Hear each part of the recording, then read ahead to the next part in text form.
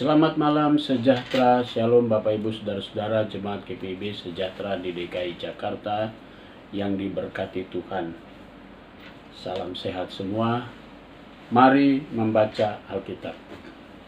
Pembacaan Alkitab kita malam ini dari kitab Kejadian pasal 31 dan 32. Mari kita siapkan Alkitab kita satu di dalam doa. Bapa di sorga, kami mengucap syukur dan terima kasih Tuhan Yesus sudah memberkati kami. Malam ini kami akan membaca Alkitab yang berintikan firman Allah. Engkau bungkus kami dengan kuasa-Mu, sehingga kami semua terfokus dalam pembacaan Alkitab kami di malam hari ini. Terima kasih Bapa di surga, demi nama Yesus Kristus kami sudah berdoa dan mengucap syukur. Amin. Kitab Kejadian pasalnya yang ke-31. Kedengaranlah kepada Yakub anak-anak Laban berkata demikian. Yakub telah mengambil segala harta milik ayah kita, dan harta itulah ia membangun segala kekayaannya. Lagi kelihatan kepada Yakub dari muka Laban bahwa Laban tidak lagi seperti yang sudah-sudah kepadanya. Lalu berfirmanlah Tuhan kepada Yakub, "Pulanglah ke negeri nenek moyangmu, kepada kaummu, dan aku akan menyertai engkau." Sesudah itu Yakub menyuruh memanggil Rahel dan Lea untuk datang ke padang, ke tempat kambing dombanya. Lalu ia berkata kepada mereka, "Telah kulihat dari muka ayahmu bahwa engkau tidak lagi seperti yang sudah-sudah kepadaku. Tetapi Allah ayahku menyertai aku. Juga kamu sendiri tahu bahwa aku telah bekerja sekuat-kuatku pada ayahmu, tetapi ayahmu telah berlaku curang kepadaku dan telah 10 kali mengubah upahku, tetapi Allah tidak membiarkan dia berbuat jahat kepadaku.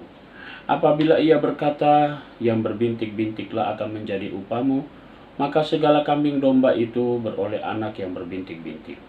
Dan apabila ia berkata, yang bercoreng-corenglah akan menjadi upahmu, maka segala kambing domba itu beroleh anak yang bercoreng-coreng. Demikianlah Allah mengambil ternak ayahmu dan memberikannya kepadaku.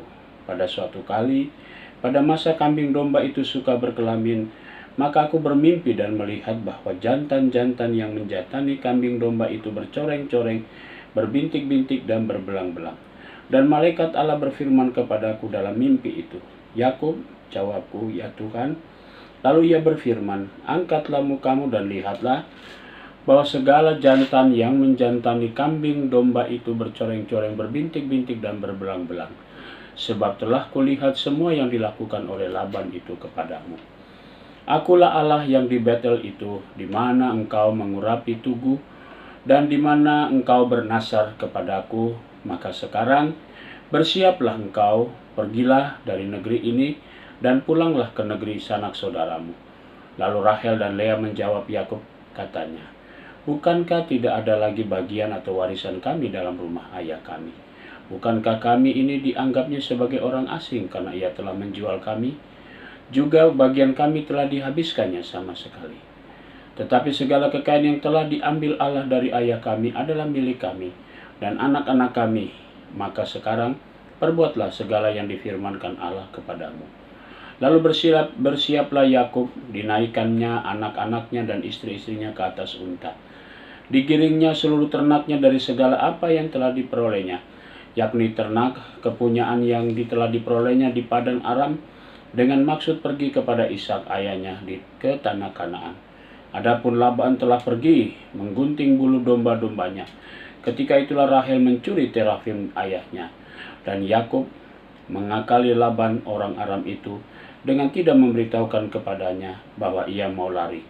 Demikianlah ia lari dengan segala harta miliknya. Ia berangkat menyeberangi sungai Efrat dan berjalan menuju pegunungan Gilead.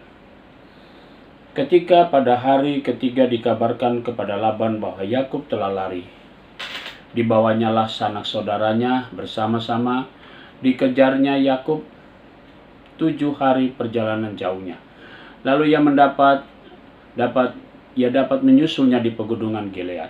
Pada waktu malam datanglah Allah pada suatu mimpi kepada Laban, orang Aram itu, serta berfirman kepadanya, Jagalah baik-baik supaya engkau jangan mengatai Yakub dengan sepatah kata pun. Ketika Laban sampai kepada Yakub, Yakub telah memasang kemahnya di pegunungan, juga Laban dengan sanak saudaranya telah memasang kemahnya di pegunungan Gilead. Berkatalah Laban kepada Yakub, "Apakah yang kau perbuat ini? Maka engkau mengakali aku dan mengangkut anak-anakku perempuan sebagai orang tawanan. Mengapakah engkau lari diam-diam dan mengakali aku? Mengapa engkau tidak memberitahukan kepadaku supaya aku mengantarkan engkau dengan sukacita dan nyanyian dengan rebana dan kecapi?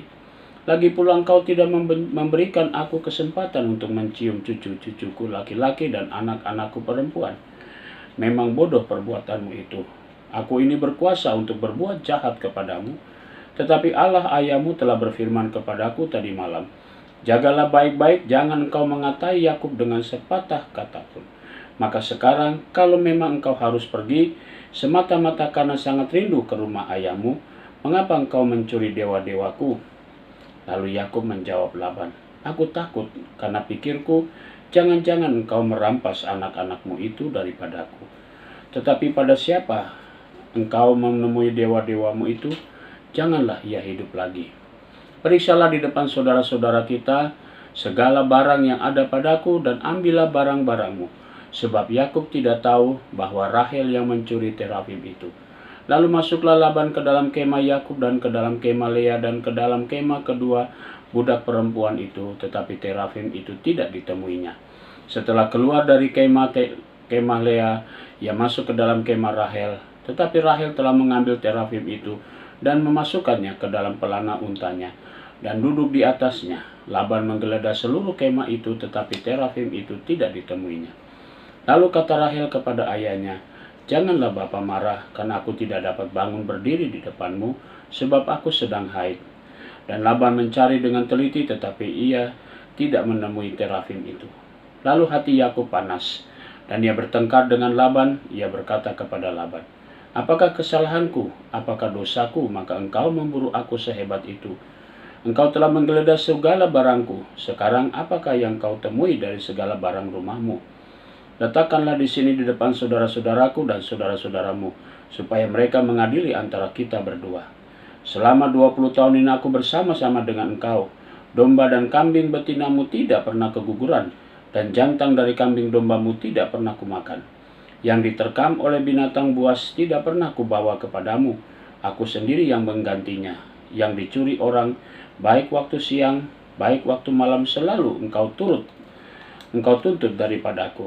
Aku dimakan panas hari waktu siang dan kedinginan waktu malam, dan mataku jauh daripada tertidur.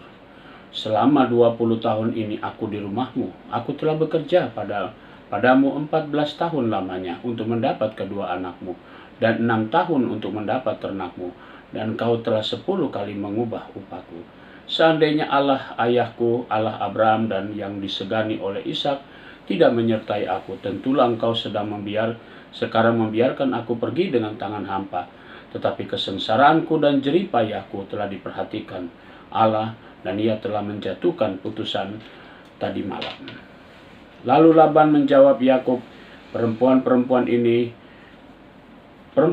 ini anakku, dan anak laki-laki ini cucuku, dan ternak ini ternakku. Bahkan segala yang kau lihat di sini adalah milikku. Jadi apakah yang dapat ku perbuat sekarang pada anak-anakku ini, atau kepada anak-anak yang dilahirkan mereka? Maka sekarang marilah kita mengikat perjanjian aku dan engkau, supaya itu menjadi kesaksian antara aku dan engkau." Kemudian Yakub mengambil sebuah batu dan didikannya menjadi tugu. Selanjutnya berkatalah Yakub kepada sanak saudaranya, "Kumpulkanlah batu." Maka mereka mengambil batu dan membawa timbunan, lalu makanlah mereka di sana di dekat timbunan itu. Laban menamai timbunan batu itu Yegar Sahaduta, tetapi Yakub menamainya Galed. Lalu kata Laban, "Timbunan batu inilah pada hari ini menjadi kesaksian antara aku dan engkau." Itulah sebabnya timbunan ini dinamainya Galed dan juga Mispa, sebab katanya, "Tuhan kiranya berjaga-jaga antara aku dan engkau apabila kita berjauhan. Jika engkau mengaibkan anak-anakku, dan jika engkau mengambil istri lain di samping anak-anakku itu, Ingatlah, walaupun tidak ada orang di dekat kita, Allah juga yang menjadi saksi antara aku dan engkau. Selanjutnya kata Laban kepada Yakub, inilah timbunan batu dan inilah tugu yang kudirikan antara aku dan engkau. Timbunan batu dan tugu inilah menjadi kesaksian bahwa aku tidak akan melewati timbunan batu ini mendapatkan engkau, dan bahwa engkau pun tidak akan melewati timbunan batu dan tugu ini mendapatkan aku dengan berniat jahat. Allah Abraham dan Allah Nahor, Allah ayah mereka, kiranya menjadi hakim di antara kita. Lalu Yakub bersumpah demi yang disegani oleh Ishak ayahnya. Dan Yakub mempersembahkan korban sembelihan di gunung itu. Ia mengundang makan sanak saudaranya, lalu mereka makan serta bermalam di gunung itu. Keesokan harinya, pagi-pagi, Laban mencium cucunya dan anak-anaknya serta memberkati mereka. Kemudian pulanglah Laban kembali ke tempat tinggalnya. Kejadian pasal 32. Yakub melanjutkan perjalanannya, lalu bertemulah malaikat-malaikat Allah dengan dia. Ketika Yakub melihat, berkatalah ia, ini bala tentara Allah. Sebab itu dinamainyalah tempat itu Mahanaim. Sesudah itu Yakub menyuruh utusannya berjalan lebih dahulu mendapatkan Esau kakaknya ke tanah Seir, daerah Edom. Ia memerintah kepada mereka, beginilah kamu katakan kepada tuanku, kepada Esau, beginilah kata hambamu Yakub, aku telah tinggal pada Laban sebagai orang asing dan diam di situ selama ini. Aku telah mempunyai lembu sapi, keledai dan kambing domba, budak laki-laki dan perempuan. Dan aku menyuruh memberitahukan hal ini kepada tuanku, supaya aku mendapat kasihmu. Kemudian pulanglah para utusan itu kepada Yakub dan berkata, kami telah sampai kepada kakakmu, kepada Esau, dan ia pun sedang berjalan menemui engkau, diiringi oleh 400 orang. Lalu sangat takutlah Yakub dan merasa sesak hati. Maka dibaginyalah orang-orangnya yang bersama-sama dengan dia, kambing dombanya, lembu sapi dan untanya menjadi 2 pasukan. Sebab pikirnya jika Esau datang menyerang pasukan yang satu, sehingga terpukul kalah, maka pasukan yang tinggal akan terluput. Kemudian berkatalah Yakub, ya Allah nenekku Abraham dan Allah ayahku Ishak, ya Tuhan yang telah berfirman kepadaku, pulanglah ke negerimu serta kepada sanak saudaramu, dan aku akan berbuat baik kepadamu. Sekali-kali aku tidak layak untuk menerima segala kasih dan kesetiaan yang engkau tunjukkan kepada hambamu ini. Sebab aku membawa hanya tongkatku ini waktu aku menyeberangi sungai Yordan ini. Tetapi sekarang telah menjadi 2 pasukan. Lepaskanlah kiranya aku dari tangan kakakku, dari tangan Esau, sebab aku takut padanya. Jangan-jangan ia datang membunuh aku juga ibu-ibu dengan anak-anaknya. Bukankah engkau telah berfirman, tentu aku akan berbuat baik kepadamu dan menjadikan keturunanmu sebagai pasir di laut, dan yang karena banyaknya tidak dapat dihitung. Lalu bermalamlah ia di sana pada malam itu. Kemudian diambilnyalah dari apa yang ada padanya suatu persembahan untuk Esau kakaknya, yaitu 200 kambing betina dan 20 kambing jantan, 200 domba betina dan 20 domba jantan, 30 unta yang sedang menyusui beserta anak-anaknya, 40 lembu betina dan 10 lembu jantan, 20 keledai betina dan 10 keledai jantan. Diserahkannyalah semuanya itu kepada budak-budaknya untuk dijaga, tiap-tiap kumpulan tersendiri, dan ia berkata kepada mereka, berjalanlah kamu lebih dahulu, dan jagalah supaya ada jarak antara kumpulan yang satu dengan kumpulan yang lain. Diperintahkannyalah kepada yang paling di muka, apabila Esau kakakku bertemu dengan engkau dan bertanya kepadamu, siapakah tuanmu, dan kemanakah engkau pergi, dan milik siapakah ternak yang di depanmu itu? Jawablah, milik hambamu Yakub.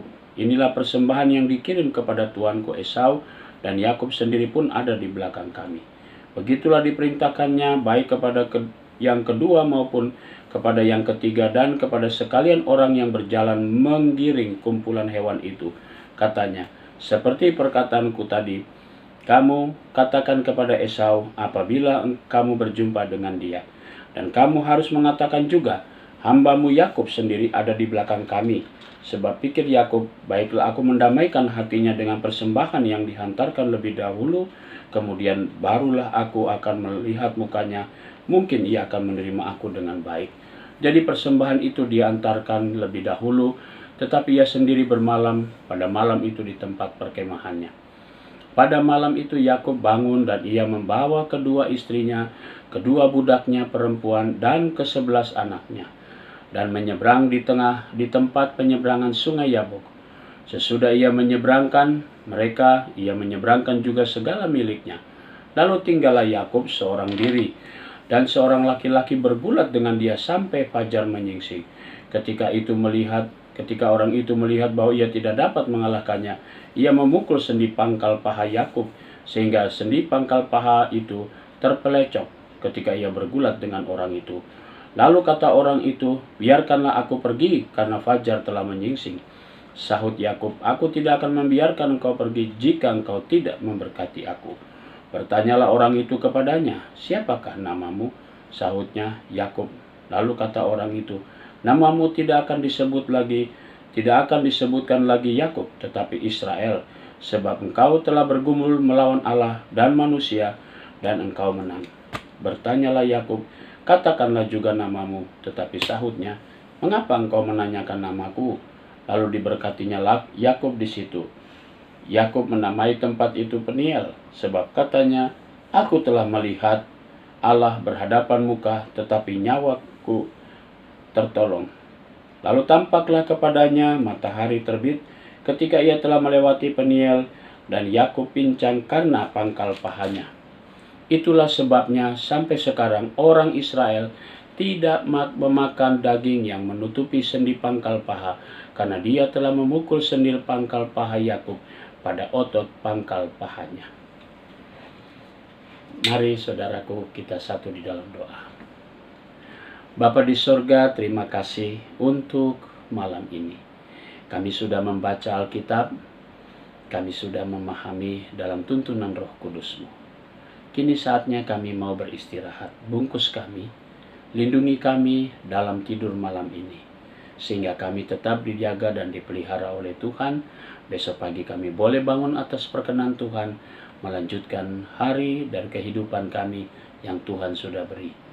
Kami mau berdoa untuk saudara-saudara kami dalam pergumulan, dalam keberadaan mereka. Khususnya yang dalam tahapan isolasi mandiri, Tuhan selalu menguatkan mereka. Yang sudah melewati tahapan isolasi mandiri dan merasakan kembali kekuatan tubuhnya, Tuhan kami bersyukur. Yang berduka cita, kami juga menyerahkan keluarga yang ditinggalkan. Hiburkanlah warga jemaat-Mu yang berduka cita, sehingga mereka juga tetap menikmati penghiburan yang sejati daripada-Mu. Inilah doa kami. Terpujilah nama-Mu Tuhan Yesus, malam hari ini kekal selama-lamanya. Amin. Selamat beristirahat, Tuhan memberkati saudara.